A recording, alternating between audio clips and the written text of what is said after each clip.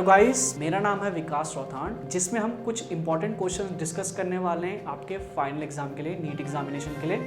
तो first question से start करते हैं। देखिए फर्स्ट क्वेश्चन क्या बोल रहा है यहाँ पे, sexual phase of Plasmodium occurs in. Plasmodium की लाइफ में दो फेज होते हैं, sexual phase and asexual phase. इनमें से जो सेक्शुअल फेज है वो कहाँ पे कंप्लीट होता है या फिर कहाँ पे देखा जाता है। याद रखेंगे कि प्लाज्मोडियम का जो एसेक्सुअल फेज है वो तो ह्यूमंस के अंदर होता है, लेकिन प्लाज्मोडियम का जो सेक्सुअल फेज होता है वो मॉस्किटो में पाया जाता है। और मॉस्किटो में भी अगर आप देखेंगे तो मॉस्किटो का जो इंटेस्टाइन वाला पार्ट है, उस इंटेस्टाइन वाले पार्ट में जो प्लाज्मोडियम है वो अपना सेक्सुअल फेज शो करता है।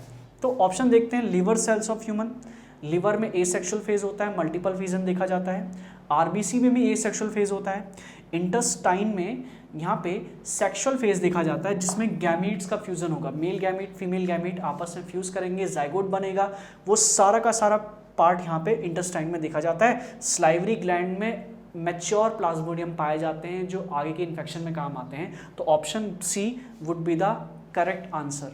अब सेकेंड क्वेश्चन देखते हैं यहाँ से, surgical removal of thymus in early life में result in failure of maturation. इसका मतलब अगर एक चाइल्ड में अर्ली स्टेज में ही थाइमस को रिमूव कर दिया जाता है तो इनमें से किस चीज़ का मैचुरेशन नहीं हो पाएगा। मैचुरेशन समझ रहे हैं, जिसमें वो फुली प्रोसेसिंग बन जाए। फुली प्रोसेसिंग का मतलब अब वो फंक्शंस करना स्टार्ट करे। इनमें से कौन से ऐसे सेल्स होते हैं जिनका मैचुरेशन थाइमस में होता होगा, इससे आपको पता चल जाएगा। जनरली थाइमस में जिन सेल्स का मैचुरेशन होता है उनको बोलते हैं टी लिम्फोसाइट्स। क्या बोलते हैं? T lymphocytes. देखेंगे टी लिम्फोसाइट में टी थाइमस को ही रिप्रेजेंट करता है। टी किसको रिप्रेजेंट करता है? थाइमस को।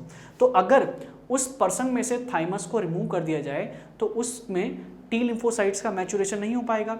अब टी लिम्फोसाइट्स के बिना उसमें जो इम्यूनिटी है वो काफ़ी वीक हो जाएगी, इम्यून सिस्टम काफ़ी वीक हो जाता है। तो इस वजह से थाइमस बहुत ज़रूरी होता है किसी में भी इम्यूनिटी को मेंटेन करने के लिए, ठीक है।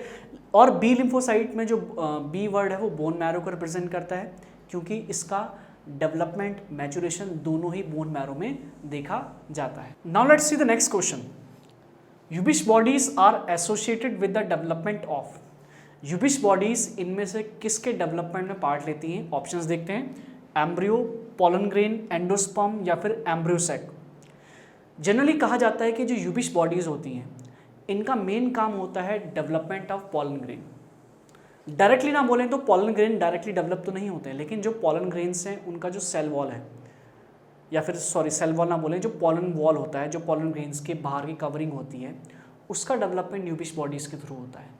तो यहाँ पे आप कह सकते हैं कि Ubisch bodies are directly involved in the development of the pollen grains. तो option B will be the correct answer. Now let's see the next question, persistent endosperm in mature seed is found in। इनमें से किस किस seed में endosperm पाया जाता है? Generally क्या होता है कि जब सीड का डेवलपमेंट होता है तो कई बार एंडोस्पर्म वहाँ पे कंज्यूम हो जाता है, तो ऐसे सीड्स को हम कहते हैं नॉन एंडोस्पर्मिक सीड। लेकिन कुछ सीड्स ऐसे होते हैं जिनमें एंडोस्पर्म रह जाता है, प्रसिस्ट रह जाता है, वो आपको बताना है यहाँ पे। इनमें से अगर आप ऑप्शन ए बी सी को देखोगे, चाहे पी हो, चाहे ग्राम हो, चाहे ग्राउंडनट हो, तीनों ही ऑप्शंस हैं ये endospermic seed, sorry non endospermic seed के एग्जांपल्स हैं जिनमें एंडोस्पर्म कंज्यूम हो जाता है। लेकिन जो वीट है, वीट के सीड्स में जो एंडोस्पर्म होता है वो परसिस्ट रहता है, वो ख़त्म नहीं होता है। इसलिए आप कह सकते हैं कि जो वीट होता है ये एक तरीके का एंडोस्पर्मिक सीड है। एंडोस्पर्मिक सीड भी आप इनको कह सकते हैं, ठीक है। तो एग्जाम्पल बेसिस पे आपको क्वेश्चंस मिल सकते हैं पेपर में, तो आप ऐसे ही एनसीईआरटी क्वेश्चंस के एग्जाम्पल्स को ट्राई करते रहिए। Now look at the next question, government sponsored family planning programme started in. Family planning क्या है देखते हैं, जिसमें चाइल्ड मदर दोनों की हेल्थ के लिए कुछ पर्पस बनाए गए थे। साथ ही साथ जो पॉपुलेशन है, जो बढ़ती पॉपुलेशन है, उसको कंट्रोल करने के लिए भी एक फैमिली प्लानिंग के कुछ नॉर्म्स दिए गए थे। अब ये कब स्टार्ट हुए थे? जनरली इंडिपेंडेंस के बाद ही हमारे इंडिया में फैमिली प्लानिंग स्टार्ट किया गया था।